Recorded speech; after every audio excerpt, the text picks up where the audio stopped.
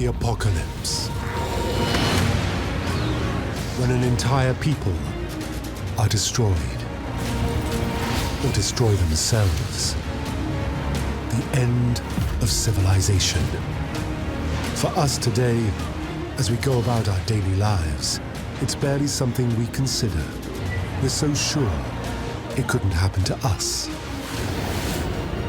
But for some civilizations, it already has.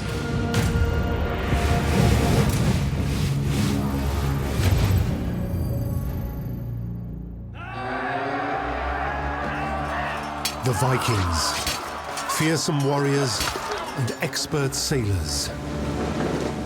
In the 8th century CE, the Vikings explode out of the Scandinavian countries of Norway, Denmark and Sweden and set sail around Europe. They raid and pillage the rich coastal settlements of modern-day Germany, Britain and France. But they don't stop there. These Viking explorers colonized the remote Faroe Islands and are the first people to set foot on Iceland. They even sail as far afield as Newfoundland in Canada. They hit the North American shore 500 years before Columbus. And by 985, they established the Viking settlement of Greenland. It is the most remote European colony in the world. It's this forbidding, hostile territory on the edge of their known world, further north than even they could imagine, and they were the Northmen. This is one of the most remote locations on Earth, but they make it work. They rear cattle, sheep, and goats to feed their settlements with milk and cheese. They build barns, villages, even churches. And they sustain their lives through trading one of the most precious commodities of the time, ivory, allowing the creation of some of the most refined art in Europe from this period. For almost 500 years, the Greenland Vikings flourish. But then, they disappear. How could an entire colony vanish? And what was the cause of their ancient apocalypse?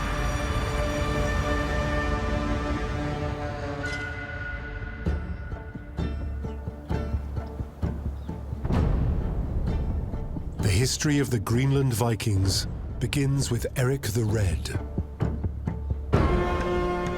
While no account written by the Greenlanders themselves survive, the story of this Viking colony and its founder are recorded in the 13th century Icelandic and Norwegian manuscripts, the Saga of the Greenlanders and the Saga of Erik the Red. Erik the Red was born in Norway in the year 950. That's what the sagas tell us. And while he's still a child, his father kills someone, and so the whole family ends up exiled to the back of beyond, to Viking Iceland. Now, Iceland is basically the edge of the world for the Vikings at this point. When Erik the Red grows older, he follows in the footsteps of his father. In 982, Erik the Red gets into a fight and kills 2 men himself, and so he's exiled as punishment for the murders. He's in the exact position that his father was. So when his dad left Norway, he went to the end of the world. He went to Iceland. Where is Erik the Red going to go? He sets sail and he heads west. Other Vikings have come back before and told tales of land that they've spotted, of a place where perhaps a man could remake his fortune, re-establish himself. And so Erik the Red takes his chance. He sails west. For 3 years, the length of his exile, he explores the coast of a barren, ice-covered island. And he spots, in amongst the fjords and the ice-bound bays, 2 areas which could potentially be habitable. Erik returns and he tells the people of Iceland about this whole new place that he has discovered, and cleverly he calls it Greenland. With very little remaining farmland available to them, this new land piques the interest of the Icelandic Vikings. At that point in the 980s, Iceland was effectively full. So if you're a young Viking man and you want to establish your own household, you can't really do it in Iceland. However, Greenland opens up the opportunity of your own farm, your own entire estate. For a lot of Icelandic Vikings, it was the ultimate dream. 400 Icelandic Vikings follow Erik the Red. This is 25 ships, and they take the perilous journey across the North Atlantic. Only 14 ships arrive in Greenland. 11 ships are sunk, all souls lost.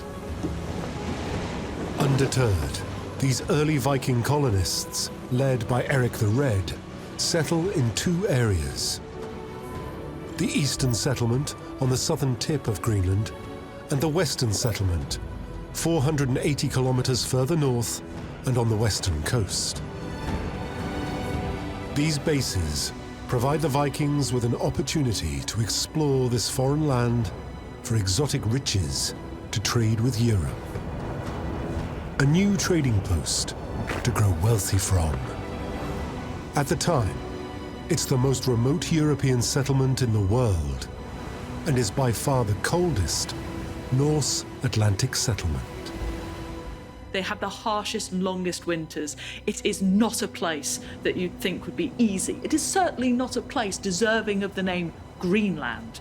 This should be called cold, dark Deathland. How could any humans survive here?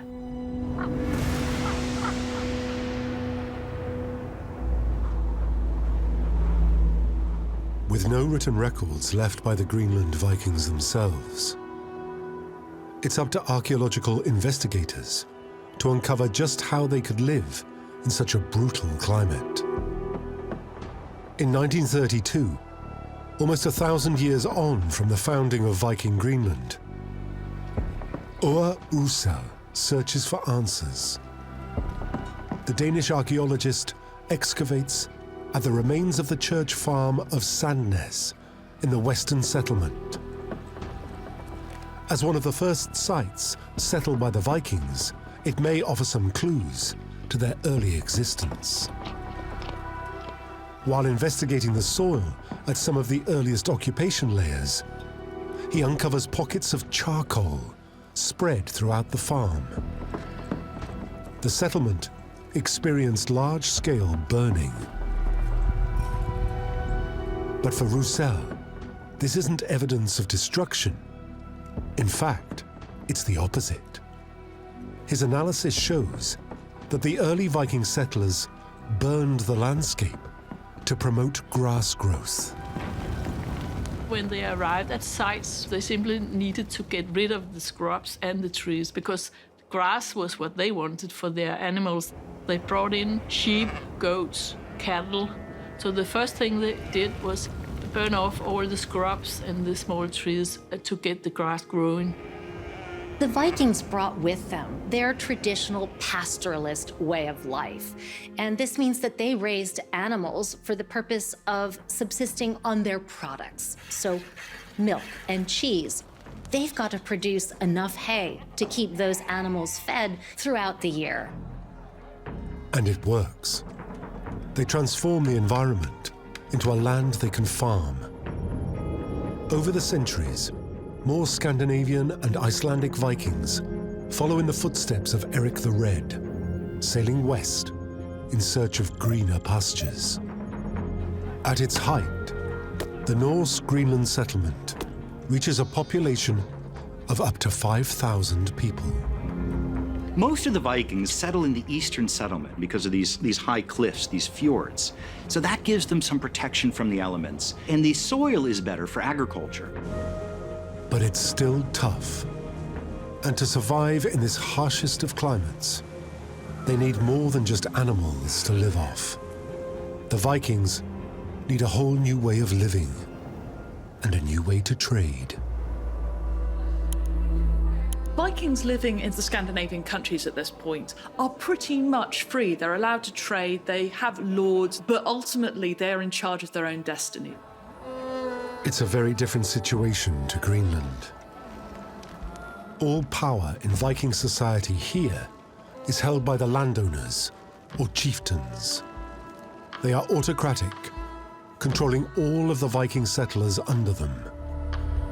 And they ensure that all work in Greenland contributes to the survival of the settlement.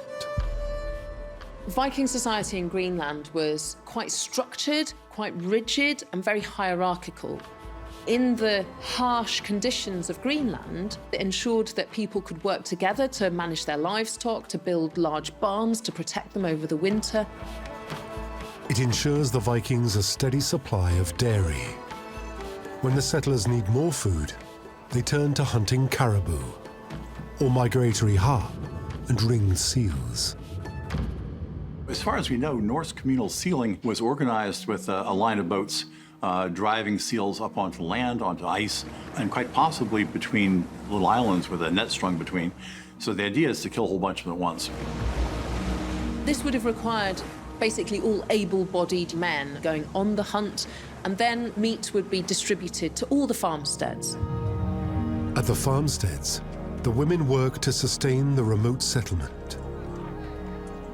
While the men are off hunting, the women are in control of the farm. Women have to make sure that the animals are fed, that they're sheltered, and that the repairs are done. Without the women, there would be no Greenland Vikings.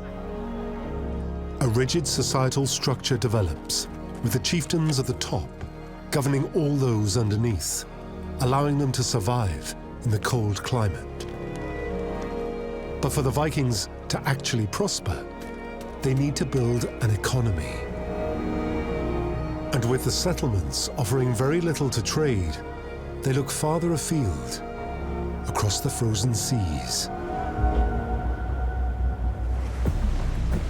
Vikings, led by Leif Erikson, the son of Erik the Red, set sail searching for new sources of wealth. 1,200 kilometers southwest of the eastern settlement, they make landfall and establish a new outpost in modern-day Newfoundland, Canada. 500 years before Columbus reaches America, the Vikings make it all the way to Canada. It is beautiful. It has trees. This is brilliant for shipbuilding. It has wonderful grapes growing, so it's called Vinland. But hostilities with the indigenous people begin almost as soon as Leif Erikson arrives. As more and more Vikings are killed, it becomes harder to maintain the outpost, making the journey across rough North Atlantic seas a lot less inviting. After only 10 years, the Vikings give up any hope of a permanent settlement here. The search for exotic commodities to trade with Europe stops. But with few trees on Greenland, the Vikings are forced to return to Vinland to harvest wood periodically. The Greenland Vikings were utterly reliant on the supply of wood for shipbuilding and for house maintenance. And very soon the Vikings find a source of wealth much closer to their new Greenland home. About 27 days sailing from the eastern settlement, about 15 days from the western settlement, up into the north, the colder, more harsh climates. They discovered this hunting ground that they called Northsetter, which means hunting ground of the north. It's an area rich in exotic, dangerous, but highly profitable wildlife. What they find is the most precious thing pretty much in all of Europe, and that is the walrus. The walrus has ivory tusks, and the rest of Europe is desperate for ivory. Ivory is one of the most precious substances in all of Europe. It's up there with gold. It was used by the rich. It was used to make jewelry and precious items. In the north of Greenland, the Vikings find a near inexhaustible supply. They would make a perilous journey north every summer to hunt as many walrus as they could. That was communal as well. It was question of who owned the ships who could actually bring you from the settlements to the hunting fields. And that was the chieftains. The entire process required a ton of manpower, and also it required, intense bravery. They are actually very scary animals. The Vikings would take as many walrus as they could. They were cutting off their jaws and their heads, and they were bringing those back for processing back at the settlements. Recent archaeological finds have shown widespread chippings from walrus jawbones across the western and eastern settlements. The communities worked together to process and remove the tusks before being shipped to Europe via Iceland and Norway from the eastern settlement port of Gardar. The Vikings living on Greenland had a monopoly on walrus ivory trade at this time. They carve out a very prosperous life for themselves. We have some surviving trade records from the time, and one of them shows one load of ivory, which is a whopping 520 walrus tusks. That was equivalent to 780 cows or 60 tons of fish, the same value, which is huge. This profit from ivory allows the Vikings to ship in goods that are essential for life in Greenland via traders from Iceland and Norway. They were providing iron, so iron nails and, more importantly, iron tools. These are the tools they were using day to day to survive. And through this connection to Europe, they import more than just material goods. In the 10th century, the Vikings of Norway forego their pagan beliefs, and Christianity takes hold as their religion. The Greenland Vikings become subjects of the Norwegian crown and convert as well. This connection with Europe and North America allows the Norse settlement to flourish for hundreds of years and support thousands of people. And yet, the last definitive evidence that we have of the Viking Greenlanders is the record of a marriage in 1408. After 1408, they just seem to disappear from history. And archaeologically, what we see are the ruins of their homes, ruins of barns, ruins of churches. But the people, they've disappeared. What could cause an entire people to seemingly vanish from the face of the earth?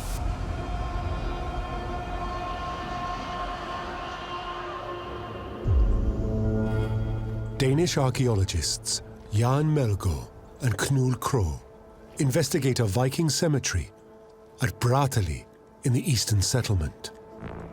Could it reveal any clues? Melgaard and Krogh excavate, and they find lots of orderly burials, as they would expect, but then they found one that was very shocking. It was a mass grave.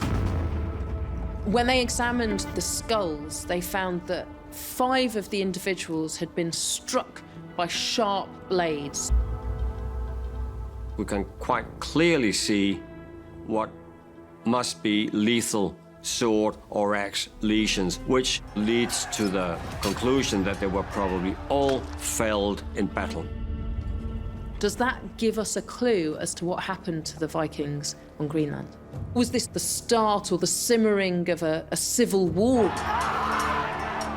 How long could that kind of war sustain? Do you kind of write your own obituary there?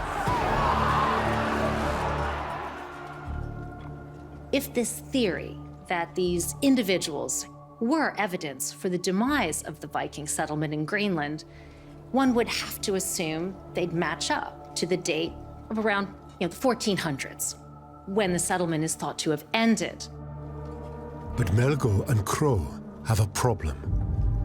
At the time of the excavation in the 1960s, you can't directly date the human remains themselves. By the 1980s, an accurate method has developed: radiocarbon dating. Professor Niels Linerup takes up where Melgaard and Krogh left off. One of the things we worked a lot with human skeletal material from Greenland was trying to date the skeletons. Being able to fit how these skeletons fits with the general picture of the history of the Greenland settlement. Professor Linerup radiocarbon dates the skeletons from the mass grave. The radiocarbon datings of the individuals in the mass grave clearly show that they were from the early period of the settlement period. These individuals are killed around the year 1000. And the Vikings lasted on Greenland for centuries after. Whatever caused these violent deaths, it was too early to have caused the downfall of the entire settlement. But could they have faced a threat not from within, but from outside their settlements? Perhaps from a foreign enemy. A major clue comes from the medieval manuscript, The History of Norway. The history of Norway describes a group of people that the Vikings called the Skrælings, which roughly translates to wretched people. It's not a compliment. We have a few records from the Norse side, and they're all about conflict. This year, some of the Greenlanders were killed, others were taken away. It's not friendly. An account from a Greenland Viking says how the Skrælings come to the Western settlement. In the mid-1300s, Ivar Bardason is sent by members of the Eastern settlement to check on things in the Western settlement. And from his description, he says that there were no one left in the settlement when he arrived. They found animals wandering around, but no humans left alive. So now the Skrælings have it. And the implication was that there was a massacre. The Western settlement is probably gone by the mid-14th century, 1350, somewhere in that time period. Historical documentation clearly suggests that a foreign people have destroyed the Western settlement. But is there any truth to it? When the Vikings first arrive in Greenland in the year 985, they encounter no indigenous population. But archaeologists now believe that in 1200, a group of Proto-Inuit people, known as the Thule, crossed from Canada into northern Greenland. These are the people that the Vikings refer to as the Skrælings. And they're considered to be the ancestors of all modern Inuit. They rapidly expand south towards the Vikings. The Thule are expert hunters in this Arctic environment. Their hunting techniques are so successful that modern Inuit use them continuously well into the 20th century, as seen here in rare footage from 1922 of their hunting practices. The Thule developed techniques to exploit whatever food resources were available, even in the dead of winter. Hooded seal would need to pop up in holes in the ice to breathe. When the seal popped up, the Thule would be ready and waiting with spears and lassos. Rather than hunting communally, like the Vikings, the Thule developed technologies and techniques that allow them to hunt individually or in small groups and all year round. Their methods of hunting on land and ice are far safer than the Vikings, who carry out all their seal hunting by boat on the dangerous Arctic seas. The Thule need far less communal organization and outlay than the Vikings to survive the harsh Greenland winters. By 1300, they've reached the Western settlement, and by 1400, the Eastern settlement. Are the Greenland Vikings wiped out by advancing Inuit warriors? The discovery of the ruins of a Viking barn proves key to unlocking the mystery. Professor Thomas H. McGovern is an archaeologist and member of NABO, the North Atlantic Biocultural Organization, an elite group devoted to unlocking the archaeological mysteries of the cold North Atlantic. Back in the 1970s, we had the opportunity to work on projects in the Western Settlement. And one of the projects took us to this inland farm.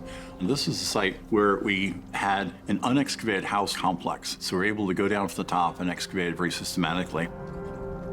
The discovery was a golden opportunity to actually get a close look as to what happened here and whether the Skraelings may indeed have been responsible for the demise of the Western settlement. As the team excavate, they uncover something surprising. Wood from the roof of the farmhouse. And you remember, in a North Atlantic situation, wood is very scarce, and it's very precious. When a house is abandoned, it's stripped of wood very rapidly. So the fact that we were finding everything in place, but just collapsed downwards, was a real shock. If the Viking occupants of the Western settlement had left in an orderly fashion, they would have taken this wood with them.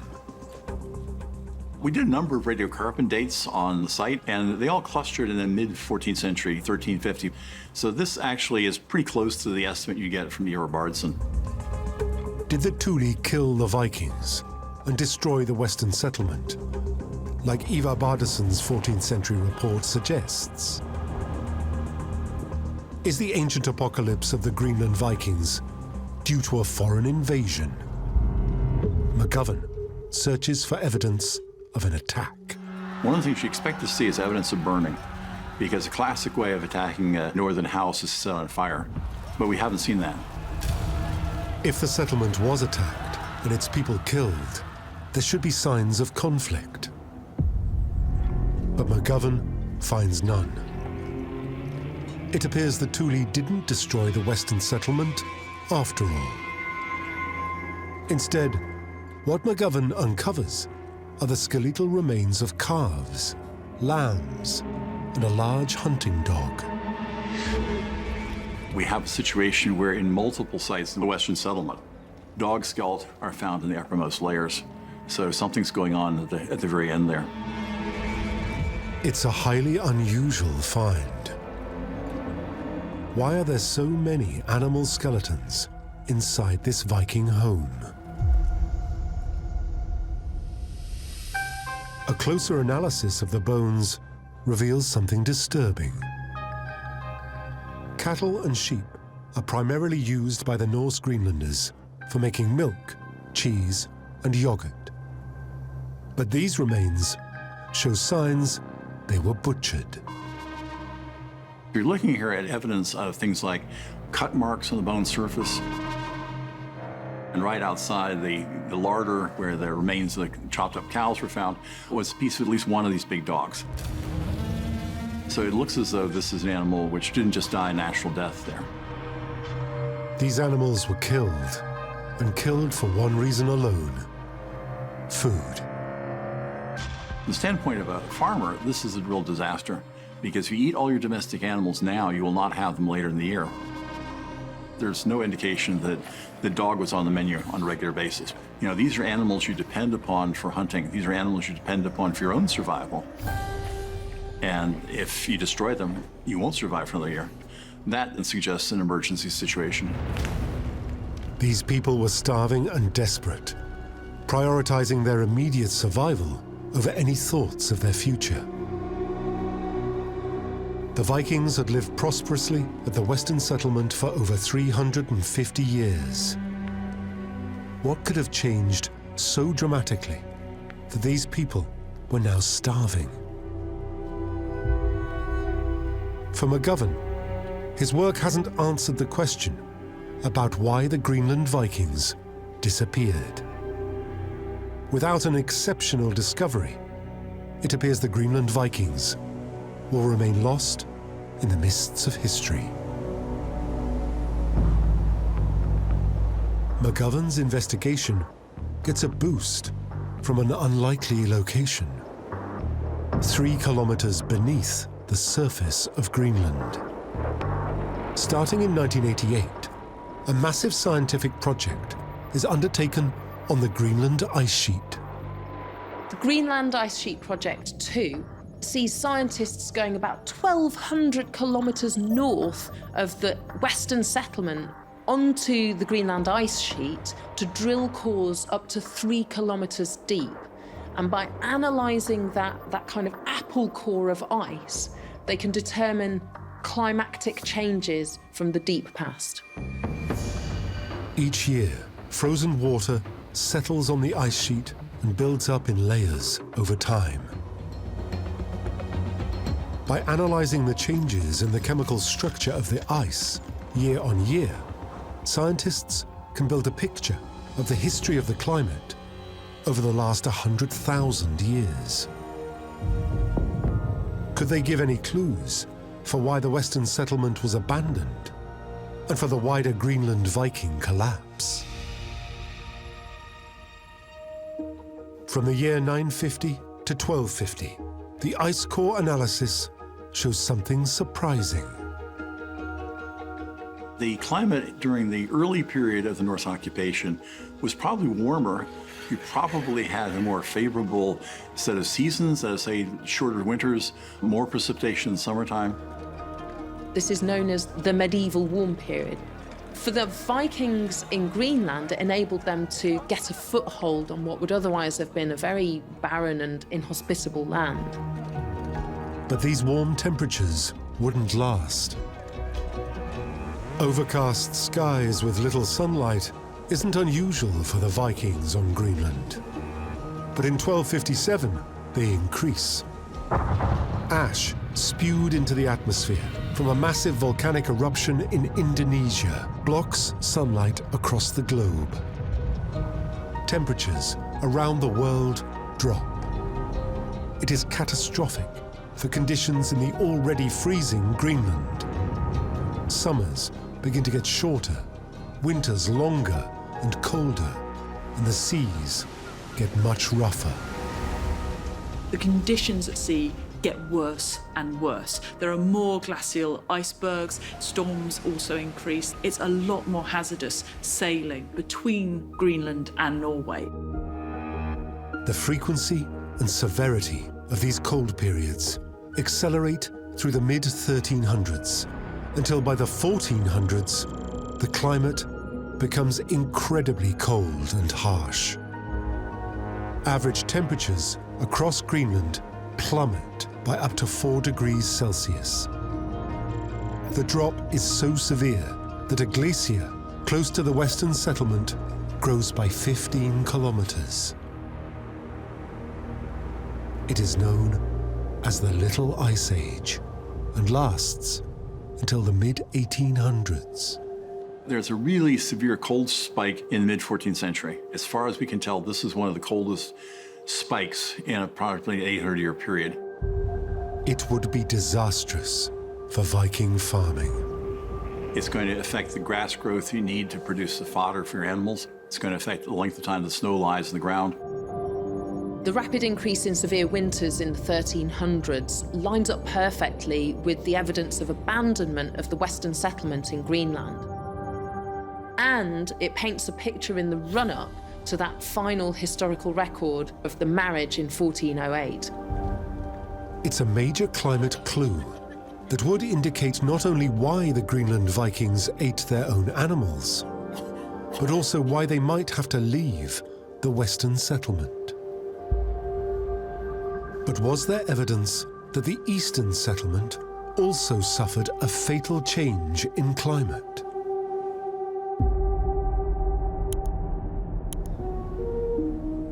The Eastern settlement has some of the most favorable conditions in Greenland. It's far away from the icy wasteland to the north. So it's protected from the elements. It's got better soil. This is their agricultural heartland. Paleoclimatologists search for clues at the bottom of a lake 9 kilometers from the Eastern settlement. Lakes are wonderful for reconstructing the past climate because they're essentially just big sediment traps. Sediment, washed into the water, settles on the lake bed and builds up in layers over time. That means we have a reconstruction that goes back in history. So the further down we drill into the sediments in this lake, the further we go back in time. Paleoclimatologist Tobias Schneider examines a sediment core sample drilled from the lake near the eastern settlement. By analyzing the chemical makeup of each layer or year, Schneider can get a detailed view of the climate stretching back hundreds of years. Did a change in the climate cause the Viking settlement here to collapse, like it did at the western settlement? Schneider examines the sediment core sample for traces of leaf waxes. Plants that grow around the lake have a waxy coating covering their leaves. When the plants die, traces of these waxes find their way into the lake sediment. Stored in the chemical makeup of the leaf waxes is a history of the climate. Plants build a waxy layer on the leaves to protect the leaves from evaporation and moisture loss.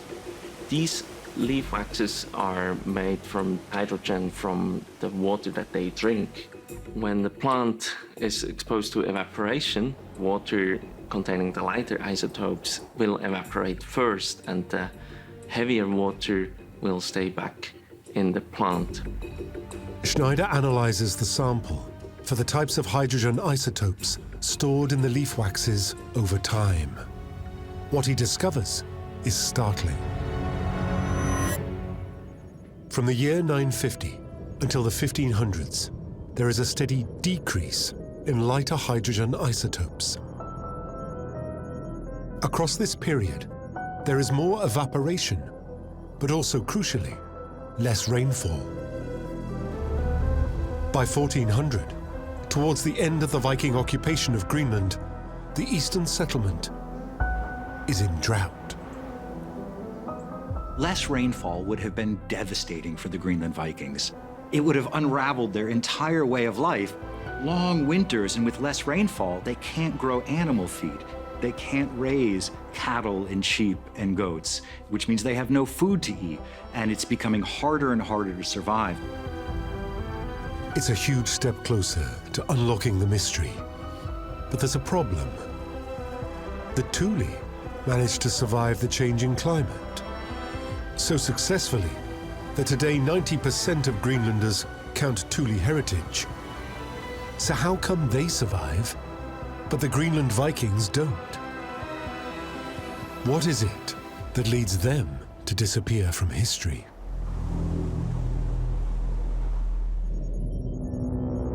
Around the time of the Viking collapse on Greenland, a disease rips through Europe, plunging the continent into chaos. The Black Death.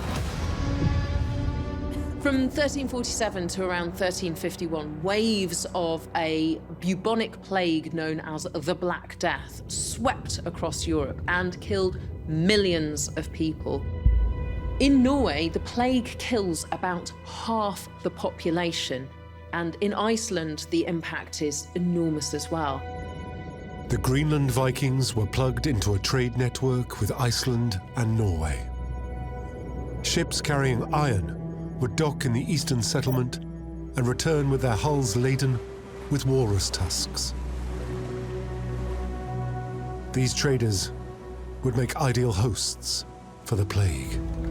One person with the plague can very rapidly spread it to every household on Greenland. That's very likely a reason for a whole settlement to die. But does the Black Death reach neighboring Greenland? Archaeological investigations across burial grounds shows that the Black Death never reached Greenland. It seems the Greenland Vikings are able to survive this catastrophic event. But the Black Death doesn't have to infect the Viking population here to have a dire effect on the settlement. Once Norway was overtaken by the Black Death, the demand for ivory just drops. Most people are thinking, we've got to build back society from the ground up, and luxury items like ivory were just no longer in demand. Add onto this the onset of the Little Ice Age, And as temperatures begin to fall, seas become rougher. Obviously, when there is a demand for ivory tusks, people are prepared to risk it. But suddenly, that journey becomes a lot less tempting and a lot more dangerous. In time, Northern Europe recovers from the Black Death. Culture, trade, and science flourishes. But carved walrus ivory would never come back in favor. The desire to trade with Greenland stops. Less walrus ivory is being collected, and crucially, fewer essential supplies, like iron, are making their way into the settlements. And even rougher seas make the trip to Newfoundland to harvest trees too dangerous. The supply of wood dries up. Their economy collapses. With the climate worsening, the Greenland Vikings have the odds heavily stacked against them. Their whole way of life, their very survival, is under threat.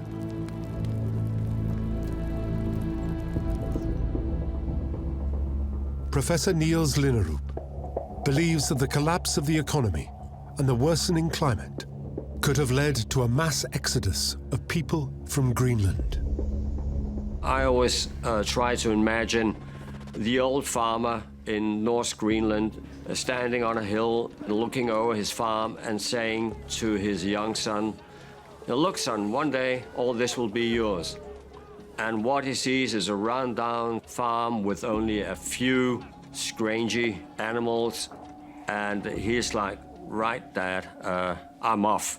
So when the next ship comes, he's off to Norway or Iceland. With Norway and Iceland recovered from the Black Death, they're ideal places to live. This depopulation would have severe consequences for those who remain. While there is no written evidence of a great migration, Linnerup believes that even a slow trickle of people leaving Greenland would be equally disastrous. If a young couple leaves once in a while, at first it doesn't really register.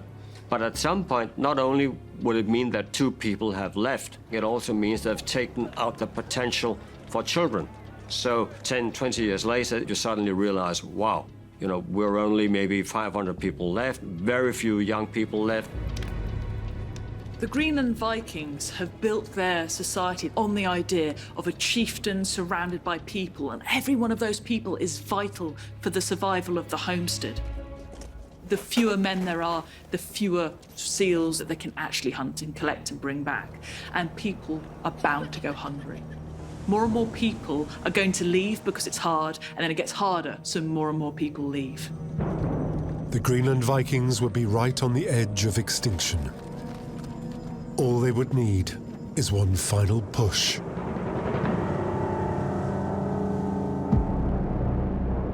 Analysis of the ice core samples taken during the Greenland Ice Sheet Project 2 reveals a small change that gives a major clue.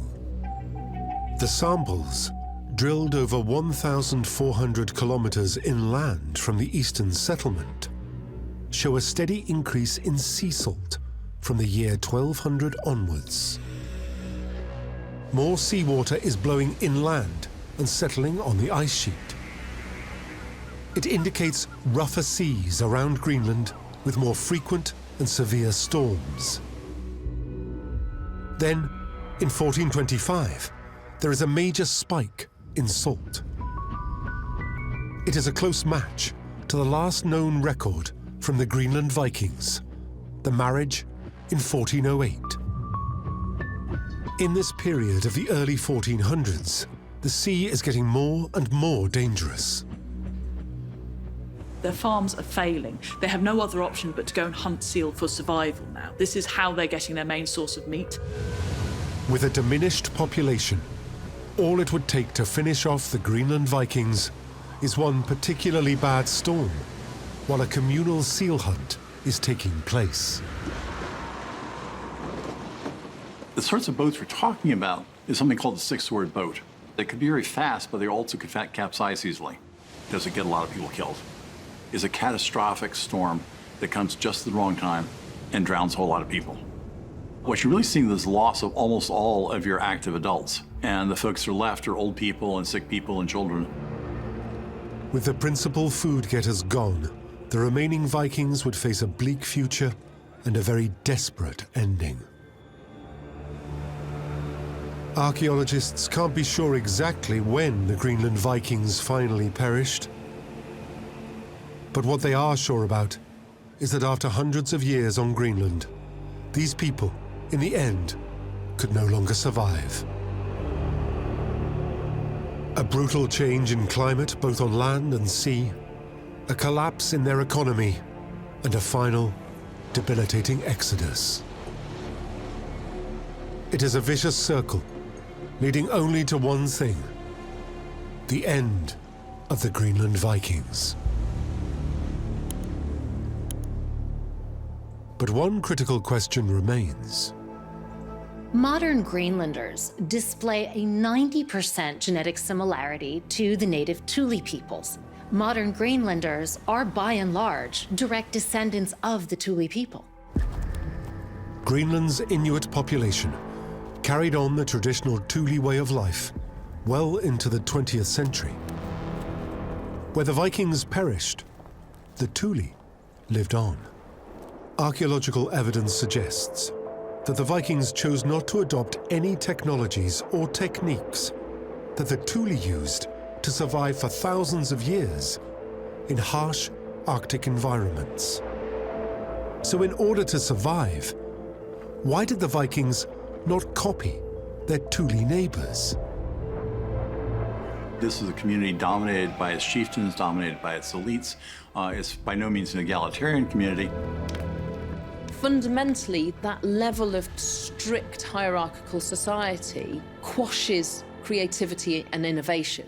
There's not that much opportunity to think of a different way of doing things and then enact it without incurring the wrath of your community, without sort of stepping out of your lane and then being chastised for it. Innovation that didn't directly advance the Vikings' ivory harvesting, seal hunting, or farming is discouraged. And all of these were communal events. As the climate changed and their farms failed, the Vikings adapted by upping their seal hunting. But they still chose to hunt as they always had, communally. And the seal migration only occurs twice a year. The pressure on the hunt in the Viking model in Greenland would have been intense.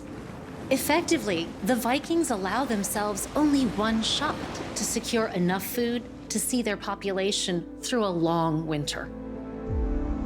It's very different to the way the Thule hunted, which had proved so successful for millennia. There are a number of technological practices that the Greenland Vikings could have adopted from their Thule neighbours. Things like harpooning seals through the ice and then pulling them up, which ensures a supply of meat throughout the year. The Thule also hunted individually to provide just for their family, rather than their entire community, as the Vikings did. I think fundamentally, the Vikings didn't want to do that. They could have adopted all those practices. It is possible that some people said, we're going to do that. We're just going to go native, as it were.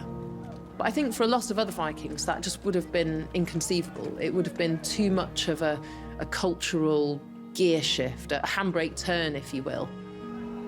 The Vikings didn't adapt their way of life outside their very narrow viewpoint, even with a solution staring them in the face, namely the Thule, or Inuit, way of life. What had helped the Vikings to grow on Greenland, their communal, pastoral way of life, in the end, became their Achilles heel. As Greenland changed, the Greenland Vikings weren't able to change with it, and they paid the ultimate price.